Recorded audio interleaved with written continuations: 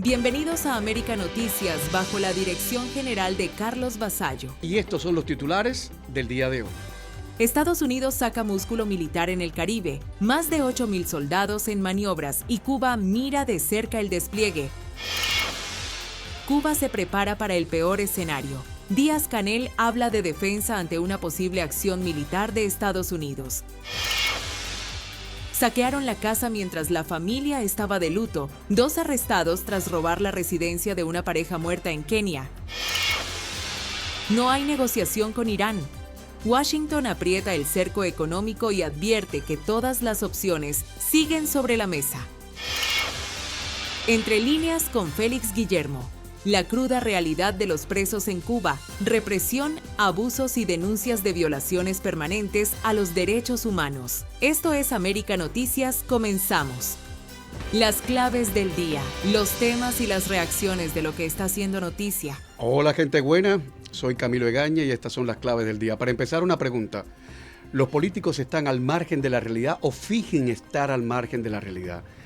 En junio pasado el presidente Trump dijo que Venezuela, gobernada por Delcy Rodríguez, es un país feliz y que incluso la gente baila en las calles. El expresidente Joe Biden alguna vez dijo muy serio en un mitin público: los niños pobres son tan inteligentes y tan brillantes como los niños blancos.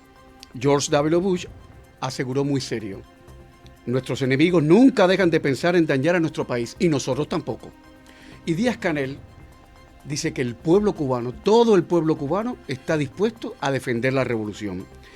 Qué sofocante la necesidad de los comunistas de crear mártires. Ni la Iglesia Católica tiene esa pejiguera, ni la Iglesia Católica.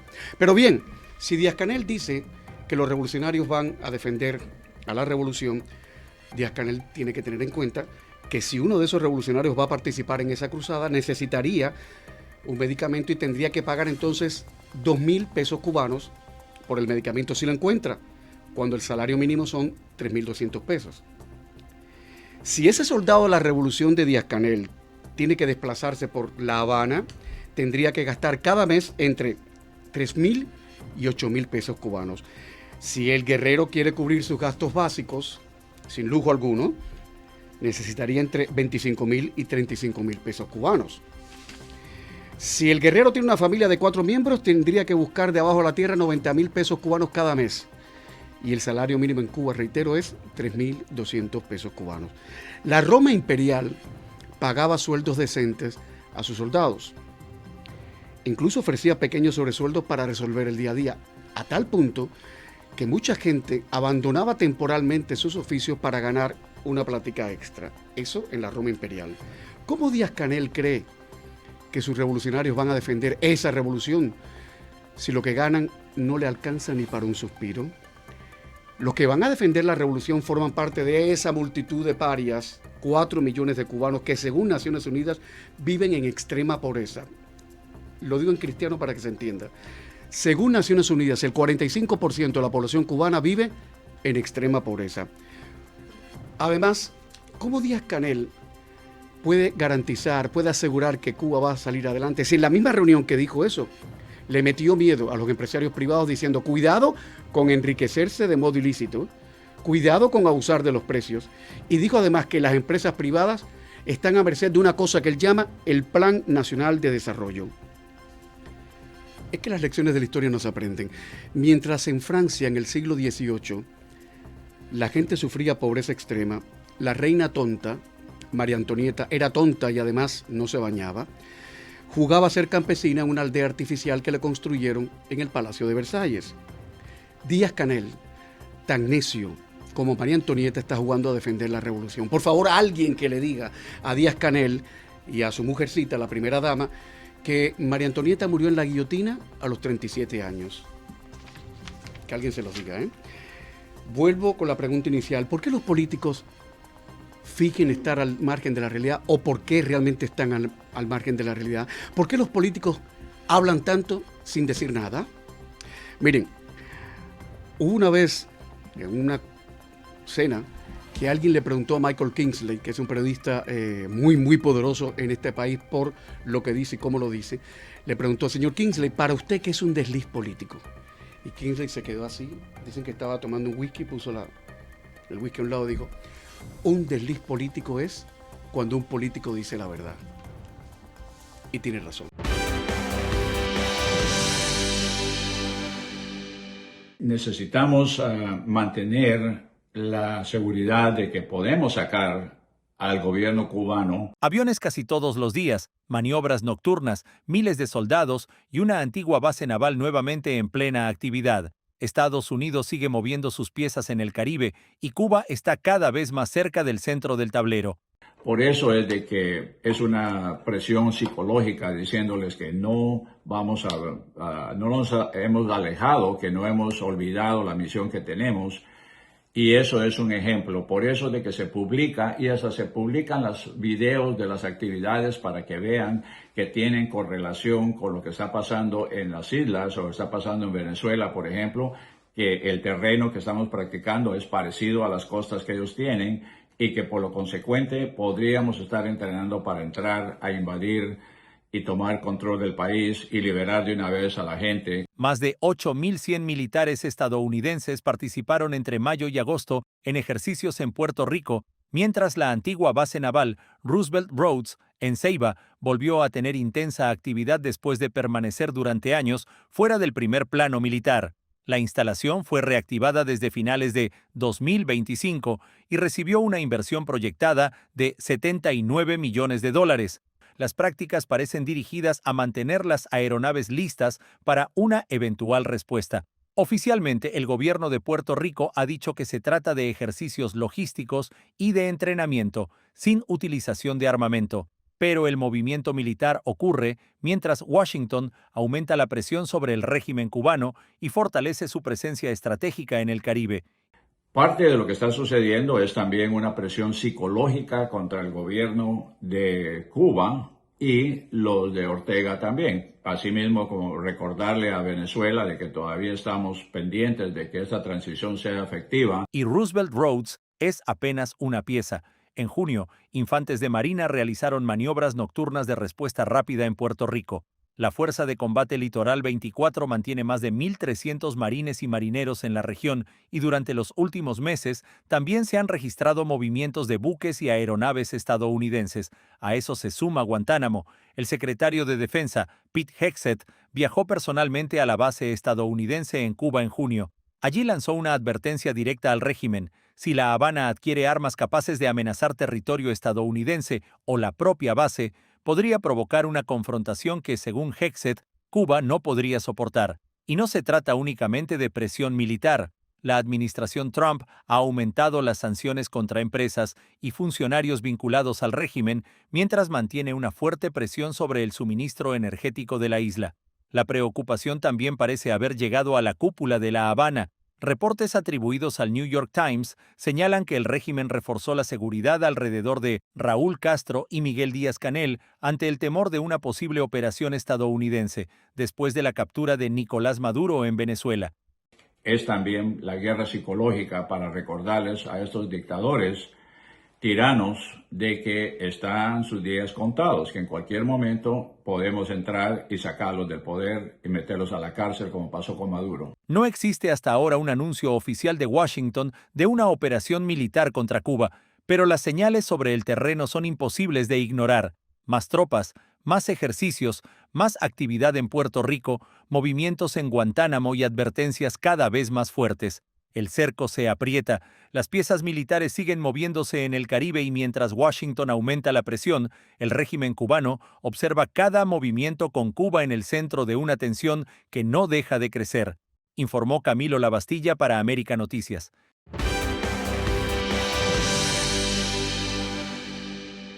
Ahora, ¿usted cree que aún hay un riesgo de una invasión o de una que se llegue aquí y se capture Raúl, o ese momento ya pasó? Mónica, ¿Qué usted cree? de esta administración se puede esperar cualquier cosa.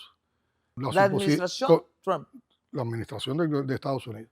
La tensión entre Washington y La Habana sube peligrosamente de nivel, mientras Estados Unidos aumenta su presencia militar en el Caribe y deja abierta la posibilidad de actuar contra Cuba. Miguel Díaz-Canel asegura que el régimen se está preparando para un eventual enfrentamiento. El gobernante cubano volvió a hablar de defensa durante una entrevista con la periodista brasileña Mónica Bérgamo. Díaz-Canel aseguró que Cuba tendría recursos y estrategias reservadas para responder ante una eventual acción estadounidense, aunque evitó explicar cuáles serían esas capacidades. Y aquí constantemente hay una retórica de amenaza por parte de los Estados Unidos. Entonces, nosotros tenemos una ética también. Nosotros tenemos una ética y actuamos en base a esa ética, actuamos en base a esas convicciones, actuamos en base a esos análisis de nuestra realidad, pero nos estamos preparando para la defensa. Este pueblo se está preparando para la Pero defensa. ¿cómo, presidente, si no hay ni siquiera gasolina? Ah, bueno, pero se preparan para la defensa. ¿Cómo? Tenemos nuestros secretos, Mónica, que no los vamos a dar a conocer. Pero en nuestro pueblo, todas las semanas hay un Día Nacional de la Defensa. Todos los jueves se trabaja en la defensa. Te puedo decir que hoy están activadas las estructuras. Desde tiempo de paz están activadas las estructuras. Estamos trabajando con las estructuras que están previstas para tiempo de guerra. La respuesta llega en uno de los momentos de mayor tensión militar entre ambos países en décadas. Estados Unidos ha reforzado su presencia en el Caribe. Más de 8,000 soldados participaron entre mayo y agosto en ejercicios en Puerto Rico, mientras Roosevelt Roads volvió a registrar intensa actividad militar. Marines estadounidenses realizaron además maniobras nocturnas de respuesta rápida, y Washington mantiene operaciones y entrenamientos estratégicos en la región. Pero la señal más directa llegó desde Guantánamo. En junio, el secretario de Defensa, Pete Hegseth, visitó la base naval estadounidense y dejó claro que Washington está preparado para responder si el régimen adquiere armamento capaz de amenazar la instalación o territorio de Estados Unidos. La preocupación aumentó además tras reportes de inteligencia estadounidense que apuntaron a que Cuba habría adquirido más de 300 drones militares procedentes de Rusia e Irán y que dentro del aparato militar cubano se habrían evaluado posibles objetivos estadounidenses. Sin embargo, no existen pruebas públicas que permitan determinar cuántos de esos equipos estarían realmente operativos. Washington respondió sancionando a entidades y funcionarios vinculados con la adquisición de equipamiento militar extranjero para el régimen. Y La Habana también mueve sus fichas. Desde comienzos de año, el régimen intensificó los ejercicios militares, ordenó jornadas de preparación los sábados y movilizó estructuras territoriales bajo su llamada estrategia de guerra de todo el pueblo. Díaz-Canel ya había advertido sobre las consecuencias de una intervención estadounidense y en junio, mandos militares cubanos aseguraron estar preparados para combatir. Ahora vuelve a responder mientras la presión desde Washington continúa creciendo. Todo ocurre además con una enorme contradicción. El régimen habla de guerra y resistencia mientras el pueblo cubano enfrenta apagones, falta de combustible, escasez de medicamentos y una infraestructura cada vez más deteriorada. El lenguaje de guerra aumenta, los militares se movilizan a ambos lados y nadie descarta ya públicamente el peor escenario. Washington aprieta el cerco y La Habana responde preparándose para lo que durante años parecía impensable, una posible confrontación, informó Enrique López para América Noticias.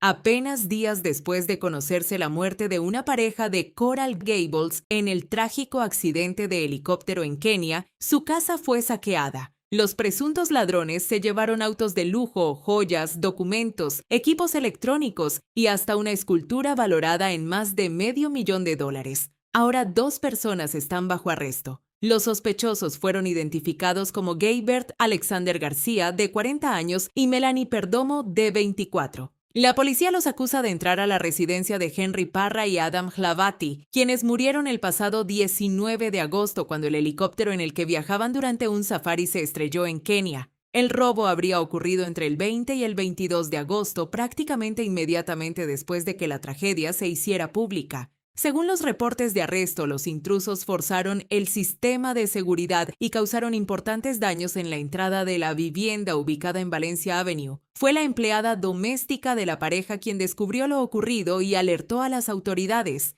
La casa había sido saqueada y del interior desaparecieron joyas, equipos electrónicos, documentos personales y comerciales y varias obras de arte. Entre las piezas robadas se encontraba una escultura valorada en más de $500,000. Los sospechosos también se habrían llevado los 2 vehículos de lujo de las víctimas, un Range Rover 2023 y un Porsche Taycan 2020. Pero uno de los objetos robados terminó conduciendo directamente a los investigadores hasta los sospechosos. La señal de rastreo de una MacBook de Apple llevó a los detectives hasta una vivienda en Hialeah, donde ejecutaron una orden de registro. Allí encontraron numerosos documentos pertenecientes a las víctimas, varias obras de arte y la llave del Range Rover. Según los reportes policiales, cuando llegaron los agentes, García intentó esconderse dentro de un closet, mientras Perdomo fue localizada en una habitación del piso superior. El caso tuvo además un inesperado giro durante la comparecencia judicial. La defensa de García presentó un documento notariado que supuestamente le daba autorización para acceder a la vivienda y utilizar los vehículos de las víctimas. La jueza Mindy Glazer cuestionó esa versión, especialmente después de que la fiscalía señalara que García tiene condenas anteriores relacionadas con robos en viviendas, lavado de dinero y tráfico de propiedad robada. García y Perdomo enfrentan ahora cargos que incluyen robo en vivienda, hurto mayor y robo de vehículos.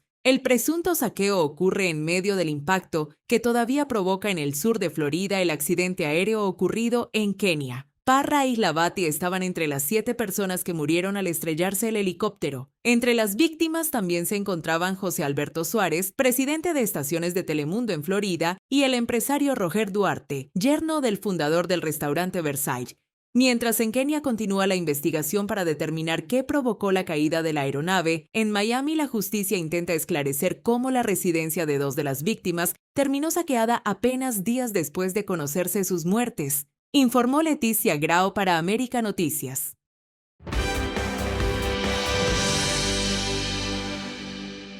La guerra entre Estados Unidos e Irán entra esta noche en una nueva y peligrosa fase. Washington asegura que no hay negociaciones en marcha con Teherán y que después de degradar seriamente sus capacidades militares, la batalla se traslada ahora al terreno económico y financiero. La portavoz de la Casa Blanca, Caroline Leavitt, confirmó que Donald Trump no está dispuesto a sentarse a negociar hasta que considere que Irán está preparado para hacerlo seriamente. El mensaje puede resumirse así: primero fue la ofensiva militar. Ahora Washington quiere golpear el dinero que mantiene funcionando al régimen iraní. La nueva estrategia tiene nombre: Operación Economic Outcast. La Casa Blanca asegura que pretende cortar las líneas económicas que todavía sostienen a Teherán, incluyendo sectores como transporte marítimo, oro, tecnología, aviación y activos digitales, y advierte que empresas y países que continúen haciendo determinados negocios con Irán pueden quedar expuestos a sanciones estadounidenses. Pero mientras Washington aprieta económicamente, la maquinaria militar estadounidense no desaparece del escenario. El bloqueo naval continúa y todas las opciones permanecen sobre la mesa. Además, el portaaviones USS Theodore Roosevelt, acompañado por unos 5.000 efectivos, se prepara para un despliegue prolongado en Medio Oriente. El centro de esta batalla sigue siendo el Estrecho de Hormuz, una de las arterias energéticas más importantes del planeta. Antes del conflicto, por allí circulaba aproximadamente una quinta parte del petróleo y gas natural licuado mundial. Su funcionamiento limitado ha convertido ese pequeño corredor marítimo en un arma capaz de sacudir precios desde Europa hasta las gasolineras estadounidenses. Y mientras Estados Unidos aumenta la presión, otros países intentan impedir una nueva explosión militar. El primer ministro de Qatar viajó este jueves a Teherán para impulsar una salida diplomática. Irán y Omán también trabajan en una propuesta para establecer un corredor temporal de navegación por Hormuz y despejar determinadas zonas de minas, pero todavía no existe un acuerdo definitivo. La tensión ya vuelve a sentirse en los mercados. Después de 3 jornadas de descenso, el petróleo repuntó este jueves cuando la Casa Blanca confirmó que Estados Unidos e Irán no están negociando. Esta noche el mensaje desde Washington es contundente: no hay mesa de negociación. El cerco económico se endurece, la fuerza naval estadounidense permanece desplegada y Trump mantiene abiertas sus opciones. La guerra cambia de escenario, pero la presión sobre Teherán continúa, informó Camilo Lavastilla para América Noticias. Entre líneas, la noticia detrás de la noticia. Hay una organización, es la Organización de Derechos Humanos Cubalex, que ha documentado 17 muertos en prisiones cubanas durante lo que va de 2026. Estamos en agosto, finales de agosto, así que un poquito más de 2 por mes aproximadamente. 17 muertes documentadas. Los fallecimientos se han concentrado en 8 prisiones del país. hay 2 muertos más, o sea que si sumamos todo esto, ascendería a 19, o sea, personas que estaban recluidas, estaban retenidas de una u otra forma bajo el control del Estado, ¿no? Una fue de estas otras 2 en una estación de policía, la otra en un hospital psiquiátrico. Los motivos son desnutrición, escasez, mala calidad de los alimentos y falta de atención médica. Esos 3 son los fundamentales y vamos a profundizar un poco más en el tema. Conocedores señalan que se usa la atención médica y la falta de alimentación como herramientas de castigo. ¿Cuáles son esos centros mencionados en este informe de denuncia de Cubalex? Bueno, uno es el típico. El típico es un centro provincial de Las Tunas. Ahí murieron 4 personas. Está el Combinado del Este, ¿no? Triste historia que tiene el Combinado del Este, que es la prisión de Boniato, esos 2, Combinado del Este y Boniato, 3 muertos cada uno. Y el Combinado de Guantánamo con 2, suma esa cifra de 17 más 2 extras que llegan a 19, uno en un centro de policía, ahora les voy a explicar el caso, y otro en un hospital psiquiátrico. También se ha informado sobre estas otras 2 muertes, aunque no ha sido en cárceles, como decía, pero sí ha sido bajo el cuidado obligado del Estado cubano, una estación policial y un hospital psiquiátrico, como les había mencionado anteriormente. Según Cubalex, toda esta cruda realidad se maneja con un gran secretismo, ¿no? Con una gran impunidad. Falta de información oficial, ausencia de las investigaciones independientes y transparentes que permitan determinar las causas de estos fallecimientos, cuáles fueron estas causas, ¿no? Quiénes serían los responsables y cómo se evita a futuro este tipo de atropellos, ¿no? Para que no sigan ocurriendo. Es responsabilidad de cualquier Estado, el cubano o cualquier otro, en este caso el cubano, de rendir cuentas, proteger la vida, la salud, la integridad de todas y cada una de las personas que tiene bajo custodia. Se las tiene que garantizar lo que es alimentación adecuada, suficiente, agua potable, atención médica. Y esto no importa si es un preso de conciencia, un preso político, un preso común. A todos se le tiene que dar una vida digna, de respeto, ¿no? No importa quién sea. Y esto aplica, y quiero recalcar esto, tanto para las cárceles cubanas como para las de El Salvador de Bukele, en general, para todo el mundo. Cualquiera donde se irrespete la dignidad humana, eso hay que denunciarlo y hay que decirlo. Quería darles esta información. ¿Usted qué piensa? En el radar, los casos y sucesos bajo la lupa. 3 historias completamente distintas, pero con algo en común. Terminaron frente a la justicia. Una cubana acusada de convertir su casa en una tienda clandestina de artículos de lujo falsificados, 2 hombres señalados por someter a una mujer de 76 años a condiciones extremas dentro de su propia vivienda y un delincuente convicto que apuntó con un arma a 2 niños durante un robo en Hallandale Beach. Comenzamos bajo el radar. Abrimos en Miami-Dade con Lyudmila Pérez Labrada, cubana de 36 años, arrestada tras una investigación encubierta que terminó con la incautación de 2.365 artículos falsificados. Si toda aquella mercancía hubiera sido auténtica, su valor habría superado los 1,7 millones de dólares. Según los detectives, una habitación de su casa funcionaba prácticamente como una boutique clandestina, con imitaciones de Louis Vuitton, Gucci, Chanel, Dior, Hermès y otras marcas. Agentes encubiertos incluso realizaron compras antes del allanamiento. Y atención, porque no sería la primera vez. En 2025 ya había sido detenida por un caso similar con más de 1.000 artículos falsos. Ahora los investigadores también revisan más de 570 transacciones por cel que superaron los $112.000. Pérez Labrada enfrenta cargos relacionados con falsificación y podría recibir hasta 5 años de prisión. Y de los bolsos falsos pasamos a una denuncia mucho más preocupante. El presunto maltrato de una mujer de 76 años dentro de la casa donde vivía con su propio hijo y su yerno. Federico Caso, de 45 años, y Peter Sebastopoulos, de 44, fueron arrestados después de que la mujer denunciara que ambos dejaban el aire acondicionado bloqueado en 80 grados cuando salían a trabajar, precisamente durante días en que la sensación térmica en Miami-Dade alcanzaba niveles peligrosos. Según el reporte, ella no podía modificar el termostato, no conducía y permanecía buena parte del día dentro de la vivienda. También aseguró que no podía utilizar libremente el refrigerador, el microondas, la estufa o el horno y que vivía prácticamente limitada a su dormitorio. el Departamento de Niños y Familias describió el lugar como un posible peligro ambiental. Ambos hombres se enfrentan a acusaciones de abuso físico o psicológico de un adulto mayor. Y terminamos en Hallandale Beach con una escena de auténtico terror. 2 niños de 10 y 12 años regresaron a su casa y encontraron dentro a un hombre armado que presuntamente estaba robando. Las cámaras lo captaron recorriendo las habitaciones con el rostro cubierto y colocando objetos en una bolsa. Cuando los menores entraron, el sospechoso, identificado como Rashad Ransel Caruthers, les apuntó con una pistola y les ordenó salir.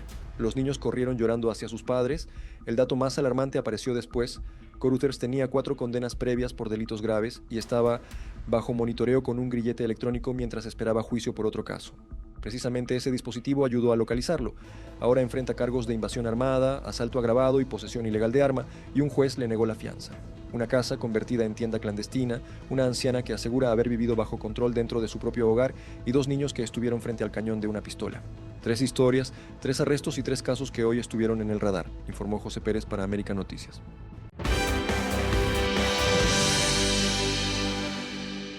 ¿Cree que Cuba está al borde de un colapso? No, nosotros no estamos al borde de un colapso. Nosotros estamos en una situación compleja, pero con una creatividad enorme que se suma a la capacidad heroica de resistencia del pueblo cubano. Se van buscando alternativas y hay una lucha completa por superar con nuestros propios esfuerzos, con nuestro propio talento, estas adversidades. Miguel Díaz-Canel volvió a negar que Cuba esté al borde del colapso y ahora utiliza el inicio del nuevo curso escolar como prueba de que el país sigue funcionando. El gobernante celebró que más de 1,5 millones de niños y adolescentes regresarán a las aulas el próximo 1 de septiembre y presentó el comienzo de las clases como una defensa de las llamadas conquistas sociales de la revolución. Sin corriente, todos los días nuestros médicos y nuestras enfermeras llegan a salvar vidas. Sin corriente, nuestros maestros y profesores terminaron el curso escolar. Y en ese curso escolar, por ejemplo, graduamos más de 30,000 estudiantes universitarios, entre ellos cientos de jóvenes de más de 62 países. Pero hoy, a pocos días de que suene el primer timbre, la realidad que enfrentan las familias cubanas cuenta una historia bastante diferente. El sistema educativo llega al nuevo curso con un déficit de al menos 24,000 maestros. A eso se suma la escasez de uniformes. El propio Ministerio de Educación ha reconocido que solo alrededor del 20% de los estudiantes recibirá ropa escolar nueva al comenzar las clases. La producción disponible ronda los 2,3 millones de prendas frente a una necesidad nacional de 3,6 millones. Y hay un problema todavía más básico: estudiar con electricidad, transporte y comida. Los apagones continúan condicionando el descanso de los estudiantes y el funcionamiento de las escuelas. En las universidades, la falta de combustible ya obligó a reducir la presencialidad y ampliar las clases semipresenciales y a distancia. El contraste ha provocado incluso que madres cubanas anuncien públicamente que no enviarán a sus hijos a las aulas si no existen condiciones mínimas. En redes sociales se multiplican además las peticiones de ayuda para conseguir uniformes, zapatos, mochilas y meriendas. El propio curso anterior terminó antes de tiempo por la crisis energética y los problemas de combustible. Así que mientras Díaz-Canel utiliza el regreso a clases para rechazar la palabra colapso, miles de familias tienen preocupaciones mucho más concretas. ¿Quién dará las clases? ¿Qué uniforme usarán los niños? ¿Cómo llegarán a la escuela? ¿Y qué ocurrirá cuando vuelva a irse la electricidad? El 1 de septiembre comenzará otro curso en Cuba, pero para muchas familias, regresar a las aulas será mucho más que preparar una mochila. Será otra prueba diaria de supervivencia en medio de la crisis, informó Enrique López para América Noticias.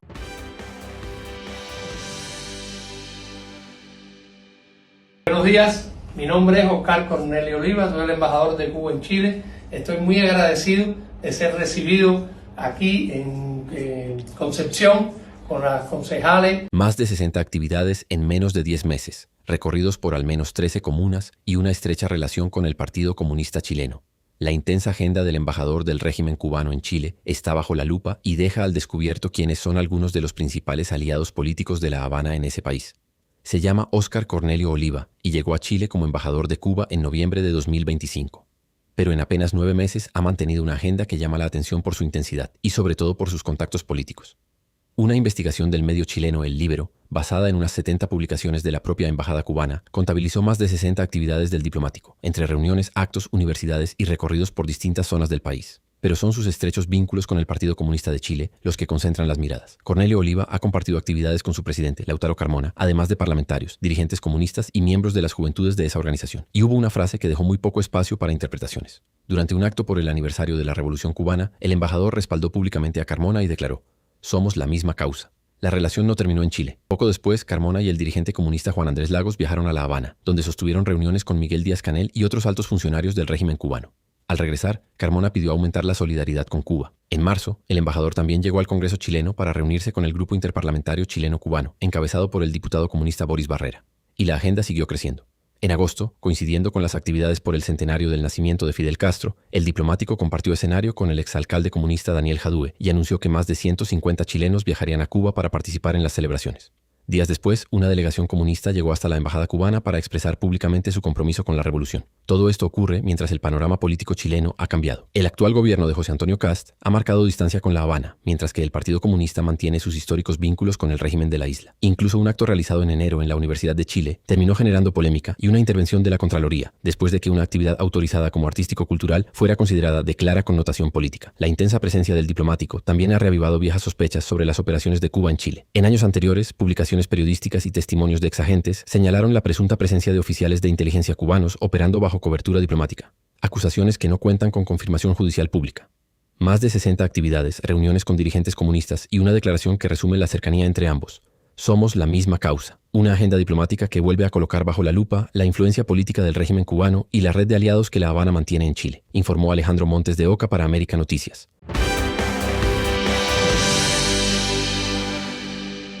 Aquí vamos con toda contra el crimen organizado y contra el crimen transnacional. Estados Unidos y Colombia estrechan su alianza en seguridad.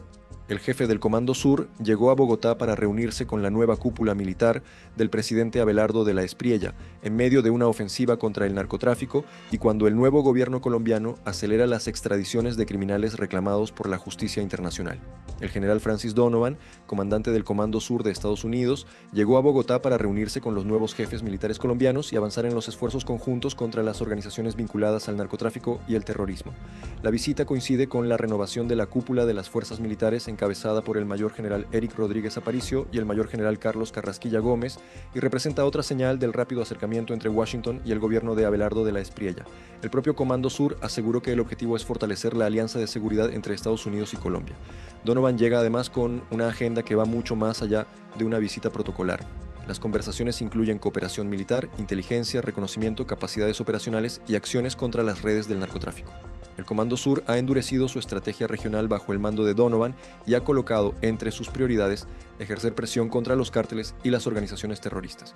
En los últimos días, fuerzas bajo su dirección realizaron incluso ataques contra embarcaciones identificadas por Estados Unidos como vinculadas al narcotráfico en rutas del Caribe y el Pacífico.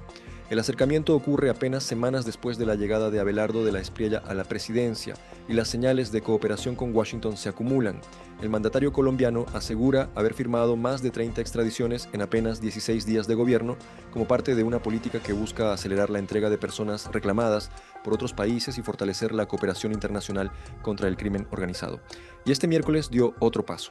De la Espriella ordenó hacer efectiva la extradición a Estados Unidos de 5 colombianos vinculados a organizaciones armadas, cuyas entregas habían sido autorizadas anteriormente, pero permanecían suspendidas por su participación en procesos de diálogo durante el gobierno de Gustavo Petro. Entre los delitos por los que son requeridos aparecen narcotráfico, lavado de activos, armas y narcoterrorismo. 3 se encuentran en poder de las autoridades y otros 2 permanecen prófugos. La nueva administración colombiana marca así una ruptura con la estrategia de la llamada paz total de Gustavo Petro. De la Espriella ha dicho que no permitirá que una mesa de negociación sirva para evadir la justicia y ha prometido utilizar toda la capacidad del Estado contra quienes continúen involucrados en narcotráfico, terrorismo y crimen organizado. La llegada del comandante del Comando Sur a Bogotá coloca ahora el componente militar en el centro de esa nueva relación. Washington y Bogotá buscan coordinar capacidades, inteligencia y operaciones en momentos en que Estados Unidos está aumentando la presión sobre las rutas del narcotráfico en el hemisferio. Para el gobierno de la Espriella, la visita significa además un fuerte respaldo estadounidense a su nueva política de seguridad, mientras Colombia vuelve a posicionarse como uno de los principales socios militares de Washington en América Latina. Informó José Pérez para América Noticias.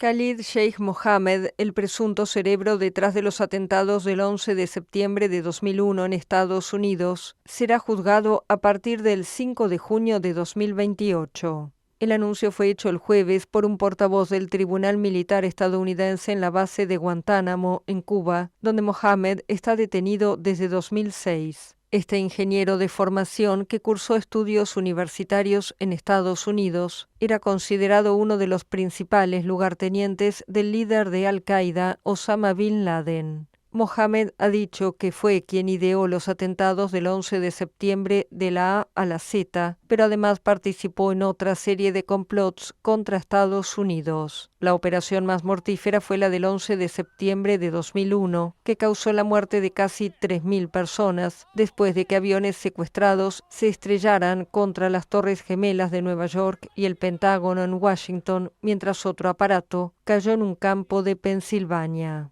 Mohammed también asegura haber colaborado en el atentado con bomba de 1993 contra el World Trade Center, que costó la vida a 6 personas, y haber decapitado personalmente al periodista estadounidense Daniel Pearl en 2002. Tras su captura en marzo de 2003 en Pakistán, Mohammed estuvo recluido en instalaciones secretas de la CIA durante 3 años, antes de ser conducido a la cárcel instalada en Guantánamo. Su juicio ha sido aplazado en numerosas ocasiones. El año pasado se retiró un acuerdo de culpabilidad que habría descartado una condena a la pena de muerte.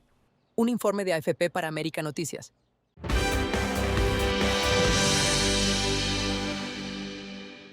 Ya hay fecha para el regreso de los vuelos comerciales al principal aeropuerto de Venezuela. A partir del próximo 1 de septiembre, Maiquetía, en el estado La Guaira, volverá a recibir vuelos comerciales de pasajeros tanto nacionales como internacionales, más de 2 meses después del doble terremoto que obligó a cerrar sus terminales. Solamente la práctica y la dinámica, una vez se inician las operaciones, es la que va a dictaminar si en efecto el trabajo fue bien hecho. La reapertura será gradual. El sector aéreo estima que en una primera fase Maiquetía podría operar con unos 8 vuelos diarios.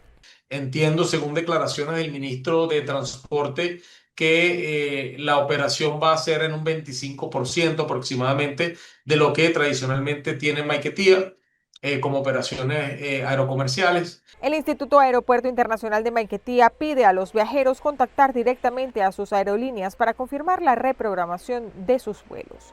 Y a pesar de la reactivación parcial del tráfico comercial de pasajeros en Maiquetía, la recuperación total del principal aeropuerto de Venezuela todavía no tiene fecha.